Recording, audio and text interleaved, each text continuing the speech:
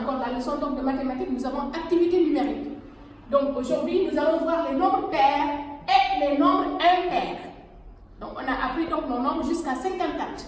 Donc aujourd'hui, on va voir donc les nombres pairs et les nombres impairs.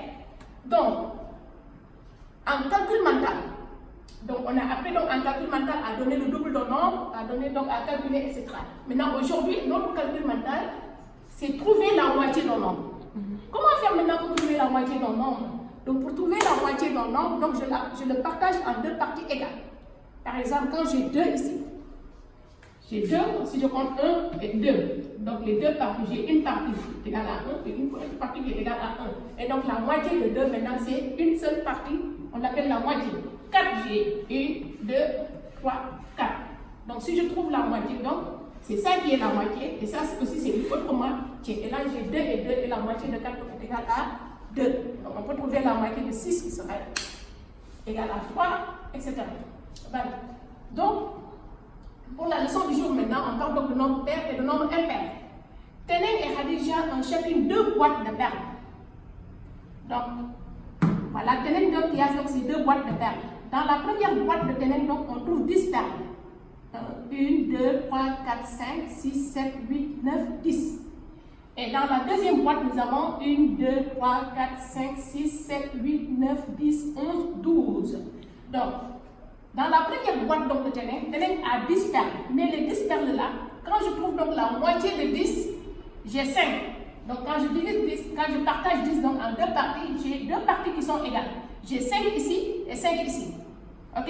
Et quand aussi je partage les 12 en 2 parties, j'ai encore 2 parties qui sont égales. J'ai 6 et 6. Et l'ensemble me fait donc 12. Donc quand vous voyez donc, le nombre 10 est un nombre qu'on peut partager en 2 parties égales. Et dans chaque partie, on aura 5. Le nombre 12 aussi, même chose. C'est un nombre qu'on peut partager en 2 parties égales. Et dans chaque partie, nous avons 6. Et ces nombres-là maintenant, 10 comme 12, qu'on peut donc partager en 2 parties qui sont égales, on les appelle donc les nombres pairs. Donc ce sont donc les nombres pairs.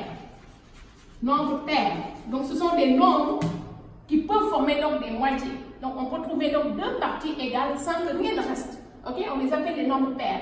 Donc, le nombre 10 est un nombre pair, le nombre 12 est un nombre pair.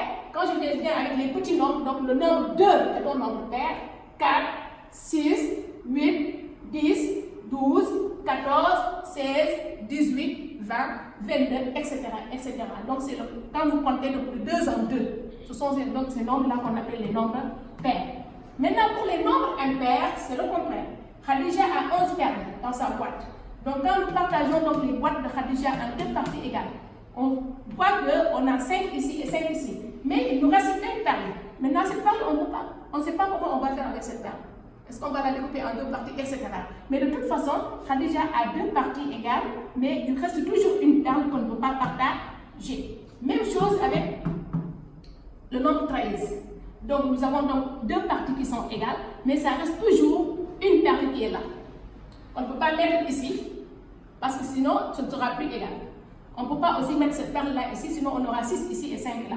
Donc là, le partage ne sera pas équitable. Ok? Donc, ces nombres maintenant, 11 et 13, on les appelle les nombres impairs. Quand on fait le partage toujours, vous voyez que ça reste une perle. Si c'est des mangues, ça va rester une mangue. Si c'est des feuilles, ça va rester une feuille, etc. etc. Donc, ces nombres-là, on les appelle maintenant les nombres impairs. Les nombres impairs. Donc, nombre pair, nombre impair. Donc, les nombres impairs. Ok?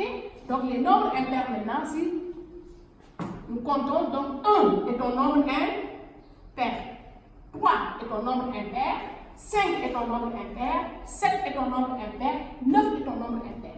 Maintenant, tous les nombres maintenant qui se terminent par 1, 3, 5, 7 et 9 sont des nombres impairs. Par exemple, quand j'ai 1, donc ça veut dire que 11 est un nombre impair, 21 est un nombre impair, 31 est un nombre impair, 41 est un nombre impair, 51 est un nombre impair, ainsi de suite. 3, donc 13 est un nombre impair, 23 est un nombre impair, 33, etc.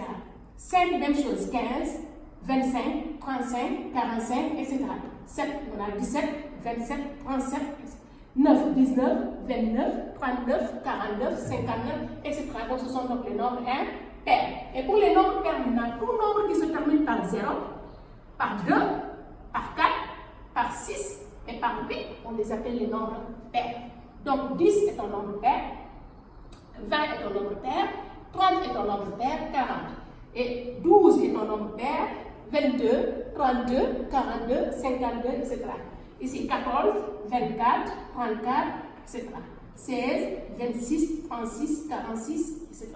Maintenant 8, 18, 28, 38, etc. Donc tout nombre qui se termine maintenant par les nombres 0, 2, 4, 6, 8, on les appelle les nombres pairs. Et tout nombre qui se termine par 1, 3, 5, 7 et 9, ce sont donc les nombres impairs.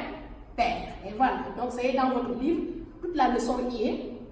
Comment il s'appelle? La leçon y est, il y a aussi donc, comment il s'appelle encore? Le résumé aussi y est. Donc vous allez faire donc les exercices qui sont à la page suivante, sur la page donc, de votre livre. Donc ça y est sur la feuille que j'ai déjà écrite. Allez, merci pour cette leçon donc, de mathématiques.